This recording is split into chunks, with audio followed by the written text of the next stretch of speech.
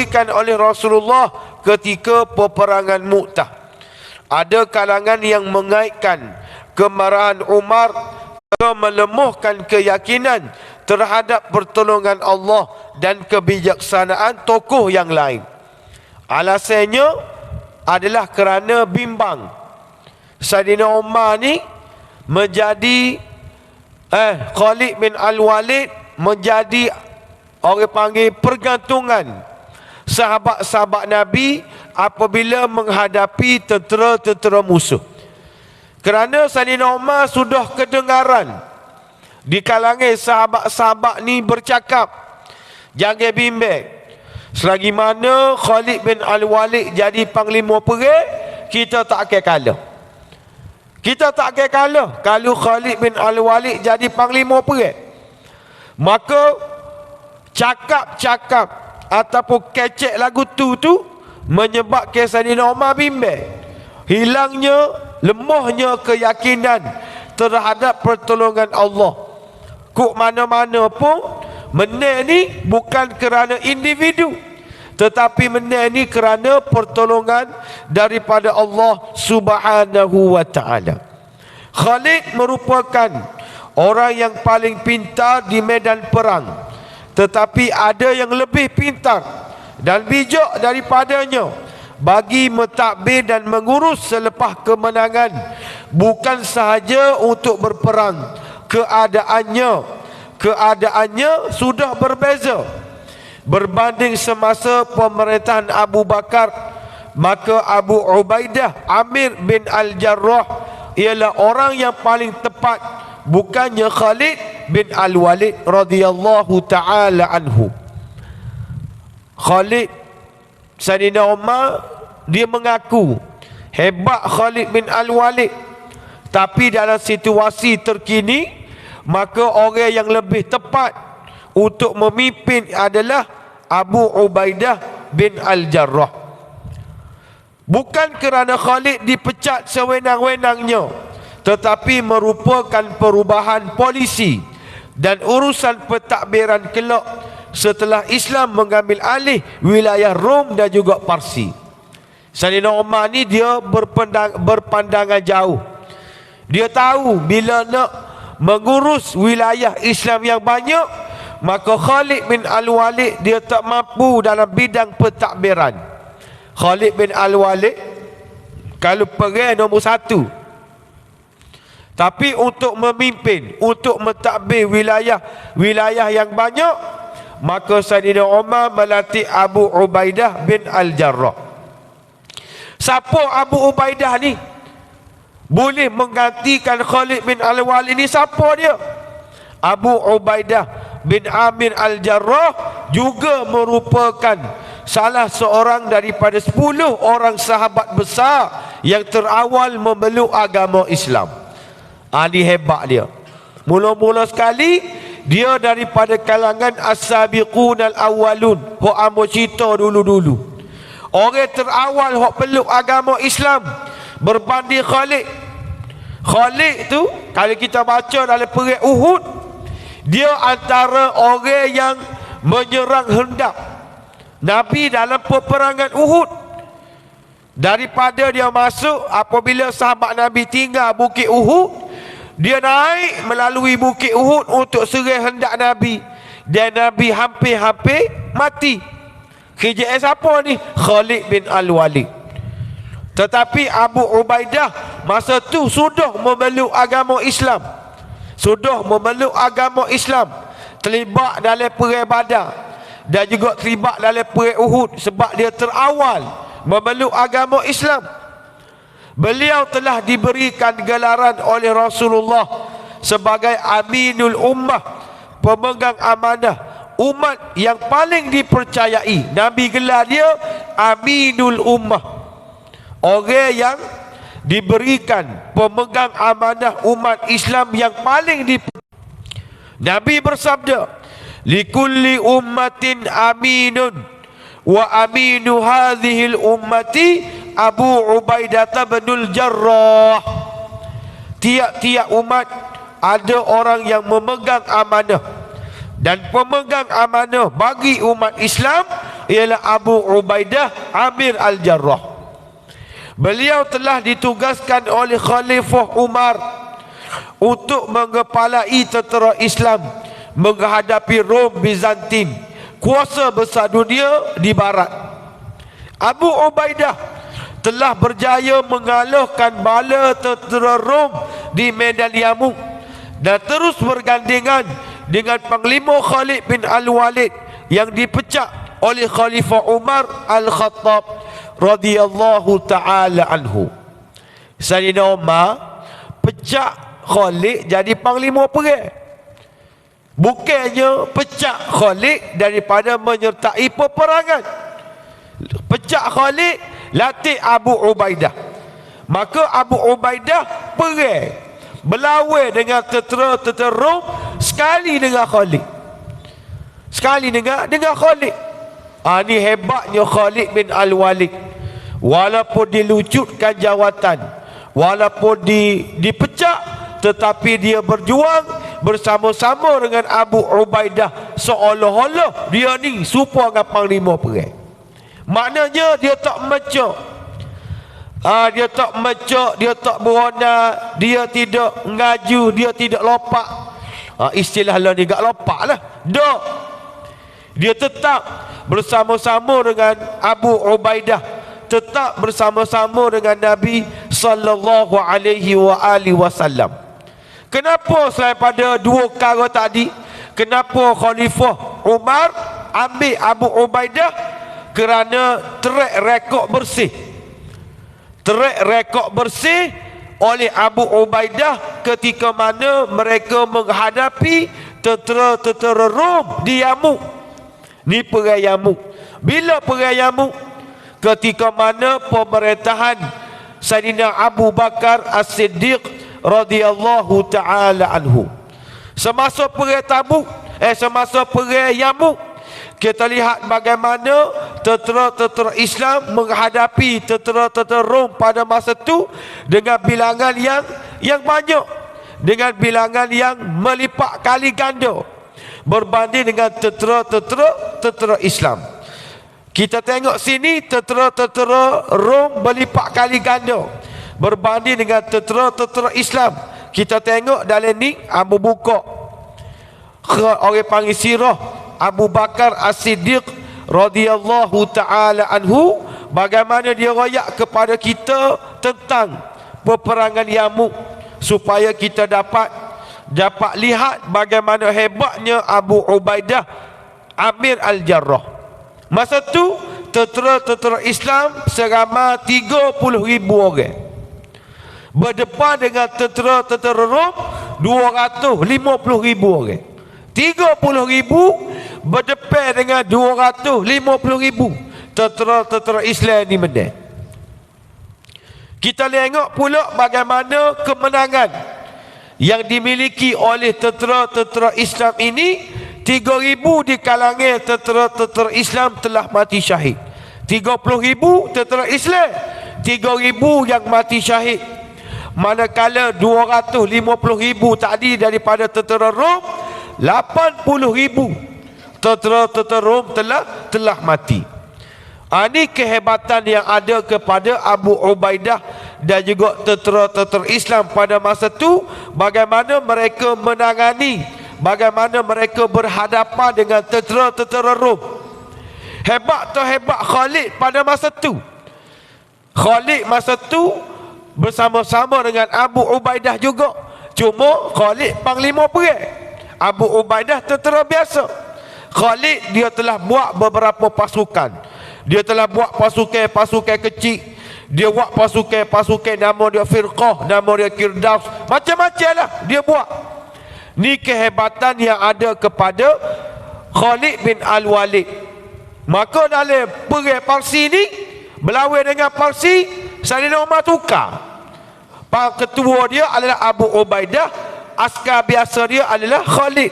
Dalam perang Yarmouk, palanya adalah Khalid, tentera biasanya adalah Abu Ubaidah. Maka Nabi tukar. Maknanya masa tu sama-sama hebat dah. Masa tu sama-sama hebat dah. Ini kehebatan yang ada kepada sahabat-sahabat Nabi radhiyallahu taala anhum ajma'in.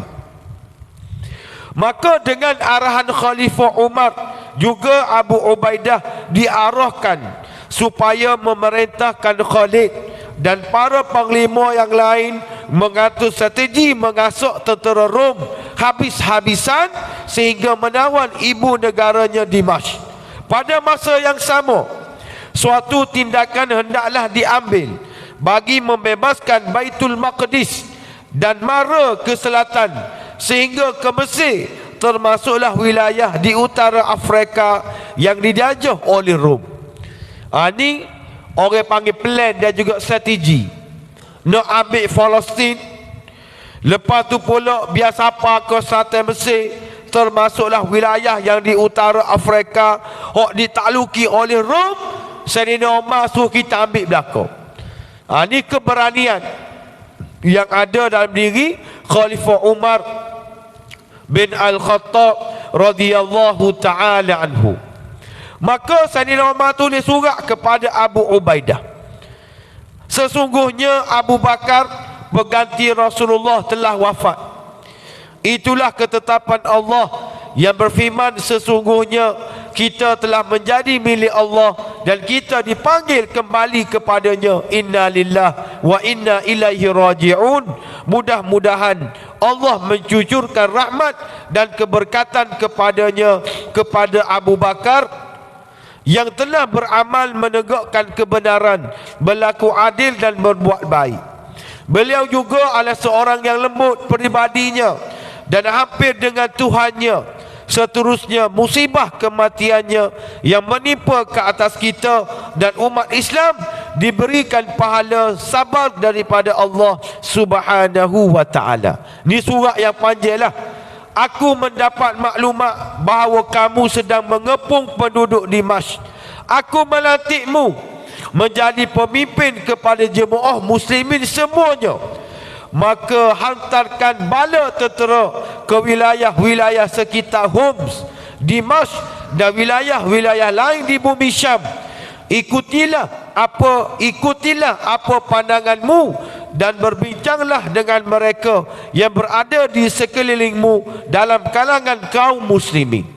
Sayyidina Umar tulis surat kepada Abu Ubaidah, latih dia menjadi panglima perang untuk menghadapi tentera-tentera Rom.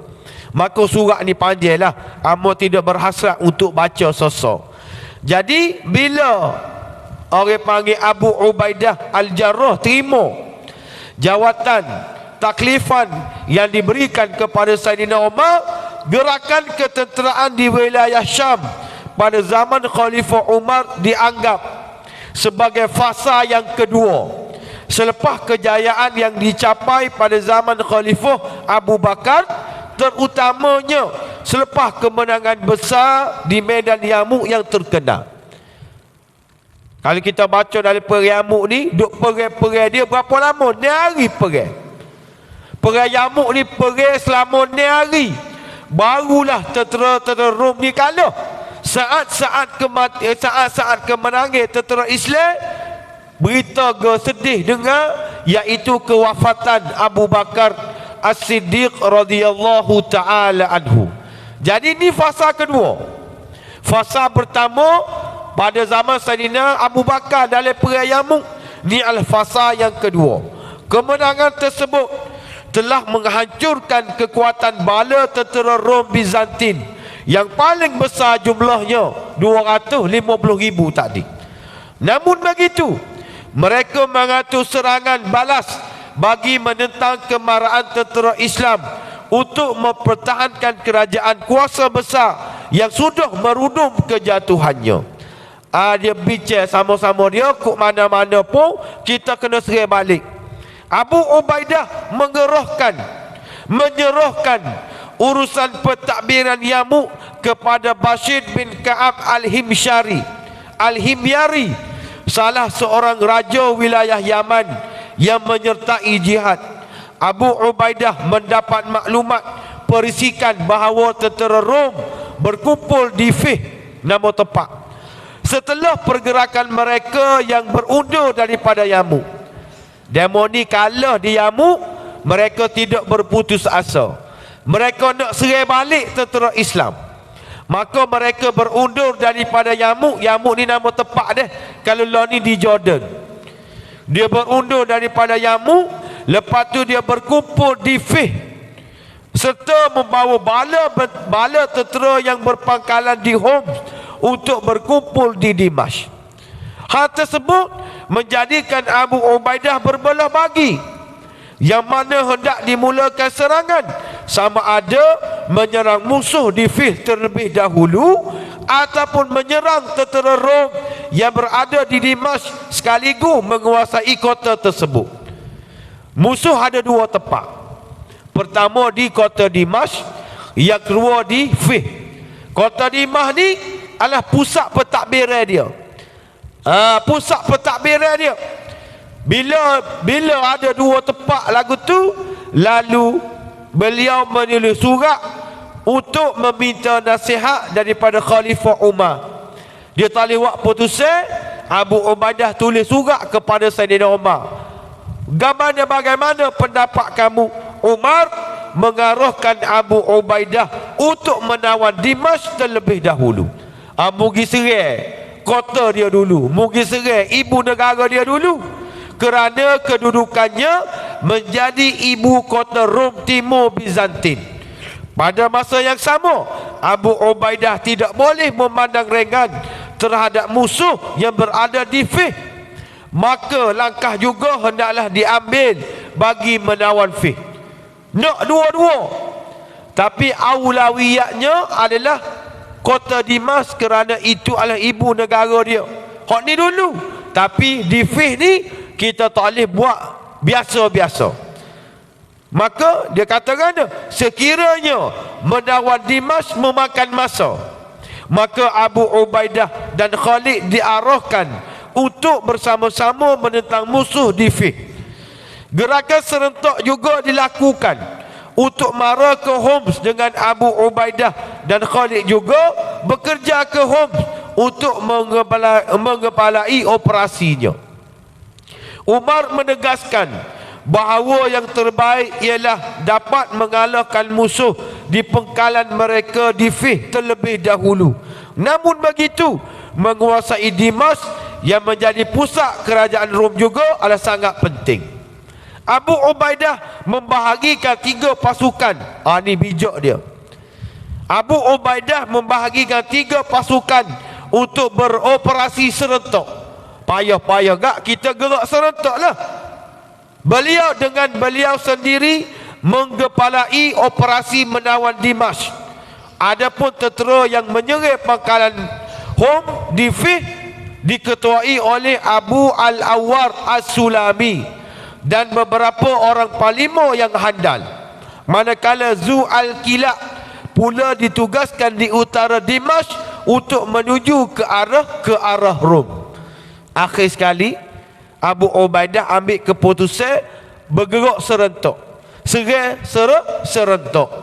Raja Rom mengarahkan penduduk tempatan supaya menentang kemarahan tentera Abu Ubaidah ke kota Dimash. Tiba-tiba mereka membiarkan kemarahan tentera Abu Ubaidah radhiyallahu taala anhu kerana bantahan mereka terhadap layanan zalim oleh kerajaan Rom selama ini.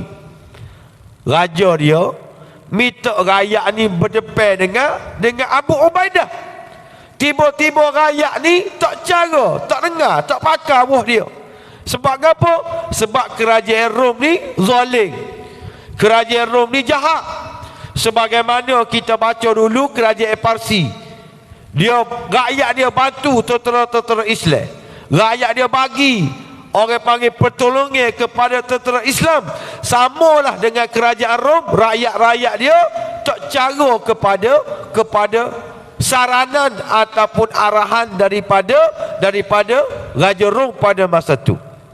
Hal tersebut memberikan laluan mudah kepada Abu Ubaidah dan bala tenteranya untuk menuju ke kota Dimash dan bertapak di daerah Ghutah di pinggir Dimash.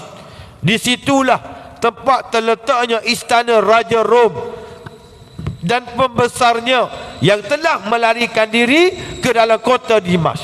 Mudah-mudah jangan masuk. Mudah-mudah jangan masuk.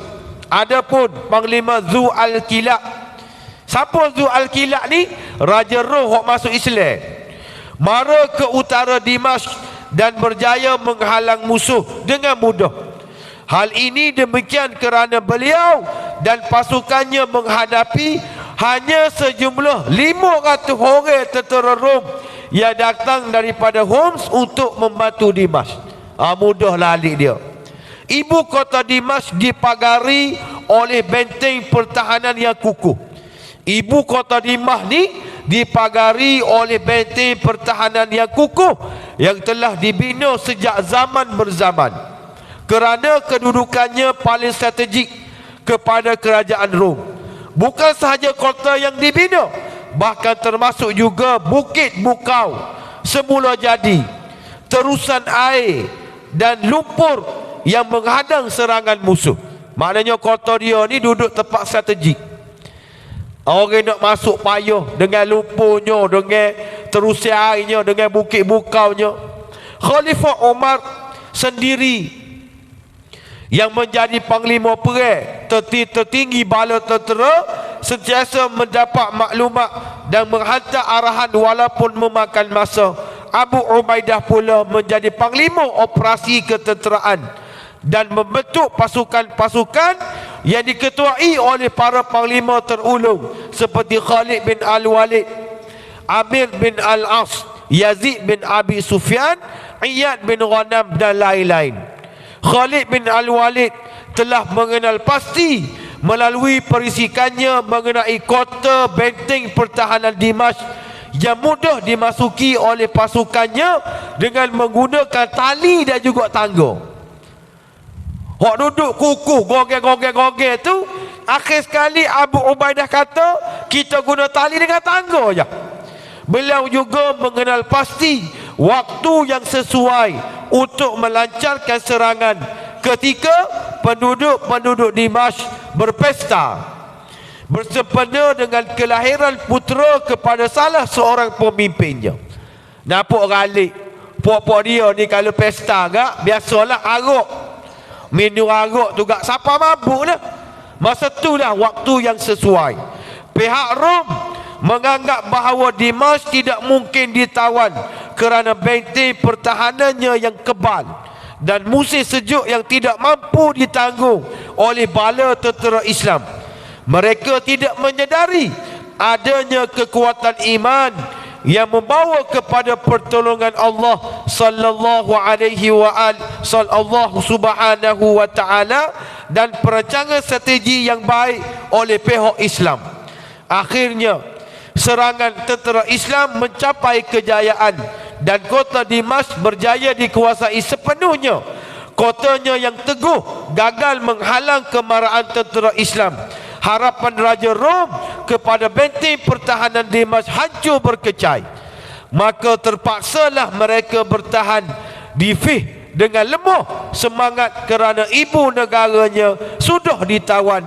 Peristiwa ini berlaku pada tahun ke-13 Hijrah. Hebat Saidina Umar. Bila Abu Ubaidah tanya, nak serang hak mana dulu? Nak serang kota Dimash dulu ke nak serang Fih? Maka Saidina Umar kata, kita serang kota Dimash, kerana kota Dimash ni ibu negara dia, pusat pemerintahan dia, pusat pentadbiran dia. Maka benarlah ijtihad daripada Saidina Umar bila berjaya menguasai orang panggil ibu kota, bila berjaya menguasai orang panggil pusat pentadbiran dia, maka tempat-tempat lain pun akan jadi lemah. Sebagaimana yang disebut tadi, kerana ibu negaranya sudah ditawan. Inilah kehebatan yang ada kepada Abu Ubaidah Al-Jarrah. Dan kita tengok Zia ni pada hari ini dia takut kepada sosok tubuh yang bernama Abu Ubaidah.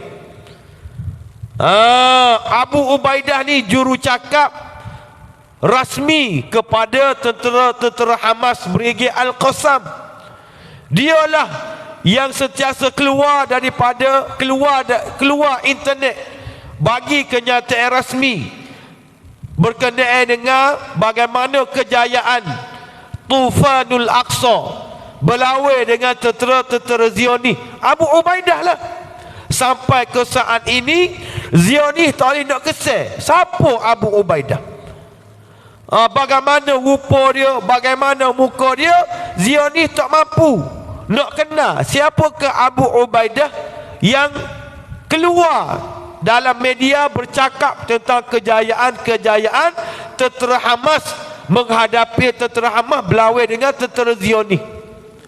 Baru ni geger pok-pok Zionis kata Abu Ubaidah ni telah mati.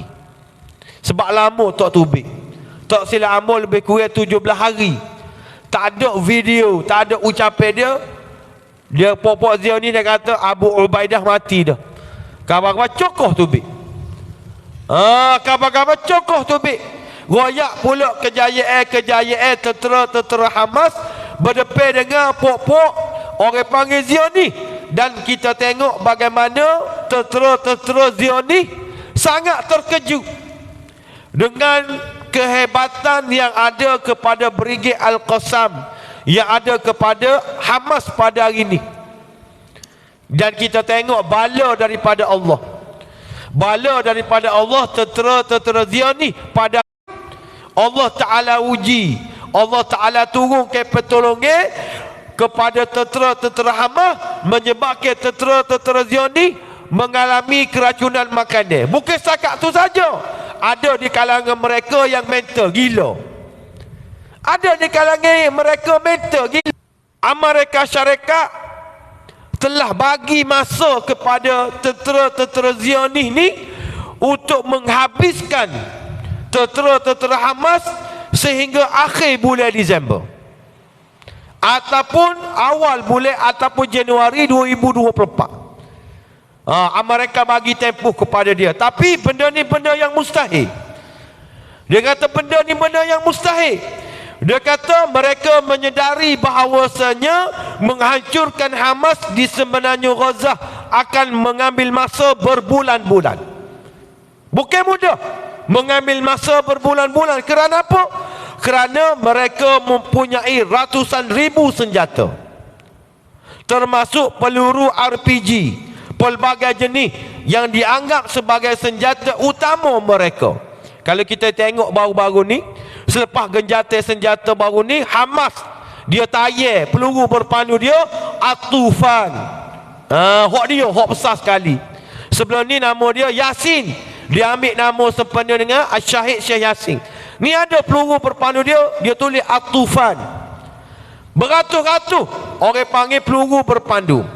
Mereka juga mempunyai pelancar roket canggih, drone bahan letupan, dan drone serangan yang dihasilkan sebagai salinan drone Skyrider tentera Israel yang jatuh di semenanjung Gaza sedekad yang lalu. Ni bijak rakyat Palestin. Dia panggil pok-pok dia ni, dia ada satu drone, nama dia Skyrider. Skyrider ni dilancarkan oleh Zionis sedekad dulu jatuh di semenanjung Gaza. Cerdik tak cerdiknya Hamas, dia kaji. Dia tengok kita nak buat guana supaya hak ni. Dan akhir sekali berlakulah dalam Tufanul Aqsa, kita tengok drone bawa bom. Orang tak ada drone bawa bom, dia lepas situ, lepas sini. Sebab tu dia kata itu adalah salinan drone Skyrider tentera Zionis. Kita kaji, kita tengok, kita buat drone sendiri.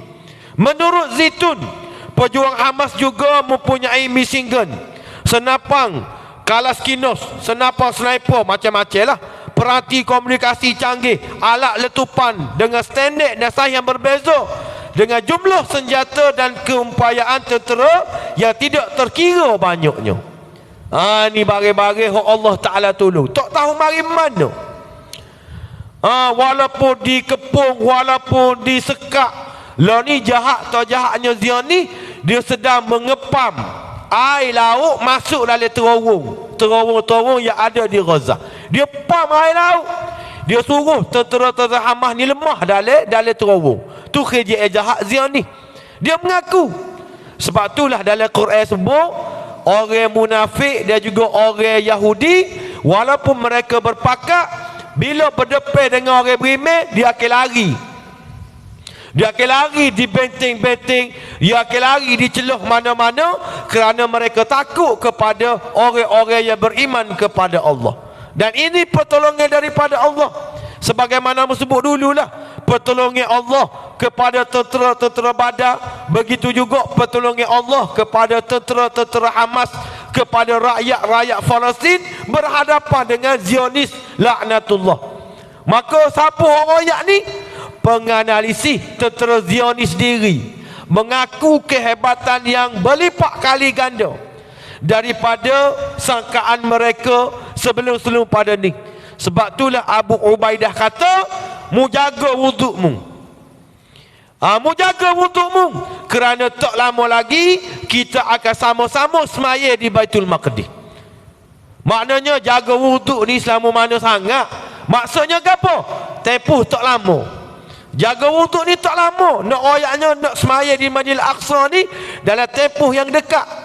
Sebab tu Abu Ubaidah kata, pakak-pakak jaga wuduk kamu, kerana kita tak lama lagi akan solat di Baitul Maqdis, di Masjidil Aqsa. Kerana apa? Betul lah. Tengok kelengkapan ketenteraan yang ada kepada mereka, ditambah pula dengan pertolongan-pertolongan daripada Allah. Dan kita yakin peperangan ini, Tufanul Aqsa ni bermula 7 hari bulan 11. Hari ni lepas dah 7 hari bulan 12, masuk 15, 16 hari bulan, 2 bulan lebih dah. Dah akan berpanjangan. Dan insya-Allah pengakhiran dia, Allah Ta'ala akan memberi kemenangan kepada orang-orang Islam, khususnya kepada tentera-tentera Hamas dan juga Brigade Al-Qassam, serta orang panggil tentera-tentera yang tolong tentera Hamas di Palestin, iaitu orang panggil Jihad Islami dan juga orang panggil Hizbullah di Yaman. Mereka ni pakat dengan tentera-tentera Hamas untuk berlawan dengan Zionis, berlawan dengan Zionis, berlawan dengan popok ni, biar akhir sekali Allah Ta'ala memberi kemenangan kepada Islam. Cuma kemenangan ini dibayar dengan syahidnya rakyat-rakyat Palestin yang mencecah 18,000 dah lah ni. 18,000 dah. Tentera orang panggil rakyat-rakyat Palestin yang syahid 18,000 dah. Inilah orang panggil bayaran yang terpaksa diterima oleh Abu Ubaidah, tentera-tentera Hamas, kerana Zionis ni jahat. Dia nak cari tentera-tentera Hamas, tak jumpa cari. Akhir sekali dia cari orang awam. Dia bunuh kanak-kanak, dia bunuh orang awam. Ini kejahatan yang dilakukan oleh Zionis. Dan kita yakinlah dengan kejahatan ini, tak lama lagi mereka akan mengalami kekalahan. Kekalahan yang mereka alami ini, mereka tidak akan bangkit. Tetapi kenapa mereka gagah? Sebab mereka ada Amerika Syarikat. Amerika Syarikat inilah yang menolong mereka, yang tolong mereka, yang bantu mereka.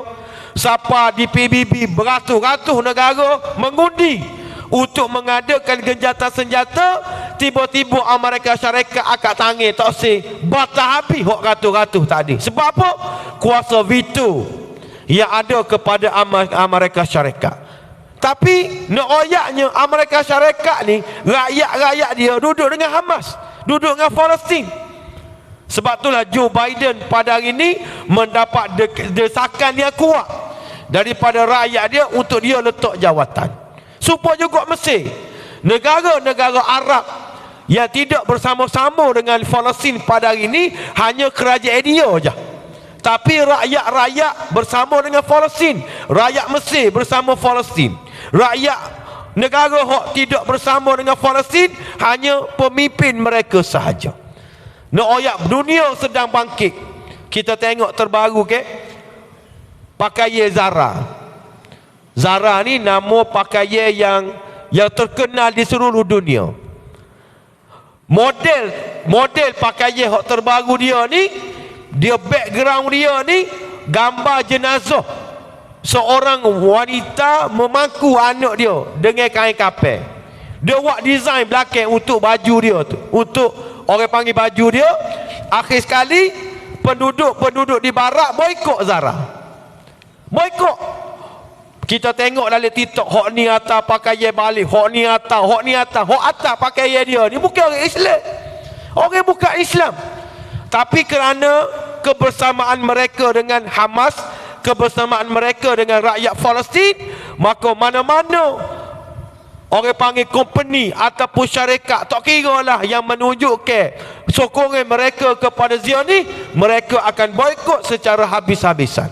Ini orang panggil masa depan cerah untuk Islam, masa depan cerah untuk agama kita. Kerana apa? Kerana dunia melihat betapa jahatnya Amerika Syarikat, betapa jahatnya sekutu-sekutu mereka, dan insya-Allah Allah Taala akan beri kemenangan. Tapi dengan syarat kita pakak-pakak berdoa, kita pakak-pakak semayajak, mudah-mudahan Allah Taala memberi pertolongan dan juga kemenangan kepada mereka. Aqulu qali hadza astaghfirullahal azim li wa lakum. Wassalamualaikum warahmatullahi wabarakatuh. A'udzu billahi minasyaitonir rajim. Bismillahirrahmanirrahim. Alhamdulillahi rabbil alamin, wassalatu wassalamu ala asyrafil anbiya'i wal mursalin sayyidina Muhammad wa ala alihi wa sahbihi ajma'in. Allahumma khtim lana bihusnil khatimah wa la takhtim alaina bisu'il khatimah. Rabbana atina fid dunya hasanah wa fil akhirati hasanatan wa qina azaban nar. Wa sallallahu ala sayyidina Muhammad wa ala alihi wa sahbihi wa baraka wa sallam. Wa akhiru da'wana anil hamdulillahi rabbil alamin.